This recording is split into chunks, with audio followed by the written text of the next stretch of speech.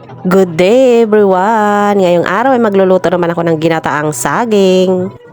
Meron kasi akong saging dito na binigay ng aking kapitbahay. Hilaw pa nga ito ng kanyang binigay. Pero ngayon ay malapit ng mahinog. Kaya naman lulutuin ko na bago pa mahinog ng tuluyan. Habang nagbabalat ka ako ng saging ay sinalang ko na nga yung kawali at nilagay ko yung gata. Para sa ganun pag kumulo ay tapos na rin ako magbalat ng saging. Yung gata ko nga pala na ginamit dito ay sa pouch lang. Hindi na nga ako bumili ng sariwang nyog. Marami kasi akong gata dito na natira pa dito sa aking tindahan. Kaya sayang naman. Hindi naman kasi nabibili kaysa naman ma-expired pa. Kaya naman gagamitin ko na nga lang. Hindi nga ako nakontento sa liquid. Parang konti lang kasi. Buti na lang naalala ko, meron pa pala akong powder dito na nakatabi. Kaya naman nilagyan ko na nga ng tubig at tinalo ko na rin. Dati ko pa nga binuksan yan dahil meron ako pinagamitan pero kunti nga lang yung nabawas ko dyan at ilang araw pa lang naman yan kaya siguradong hindi pa naman yan sira. Ganyan kasing ginagawa ko pagka meron akong mga ginagamit pagka hindi na uubos itinatabi ko lang syempre para makatipid.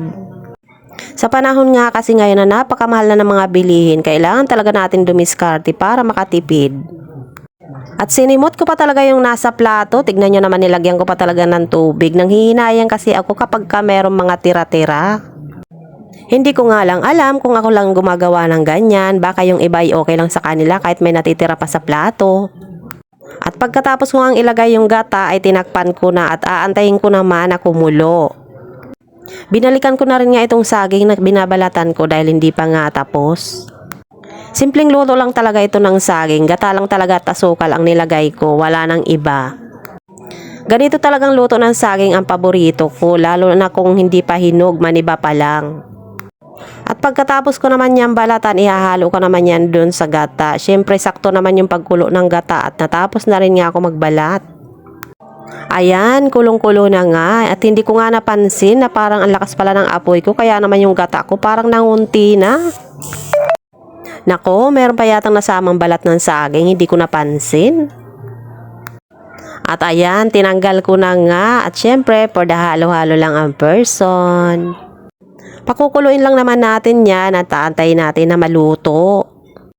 At eto na nga, titingnan natin kung luto na ba. At syempre, for the halo-halo na naman yan ang person. Ayan, hindi pa nga masyadong luto yan. At ilalagay ko na rin nga yung asukal habang pinapakulo pa natin para talagang manuot ang lasa. At nailagay ko na rin yung asukal kaya naman pagkatapos niyan ay konting kulo na lang yan at tapos na yan. O diba, nabubulol-bulol pa talaga ang person. Hanggang sa muli, don't forget to like and share. Thank you for watching. Huwag niyo pong i-skip ang ads.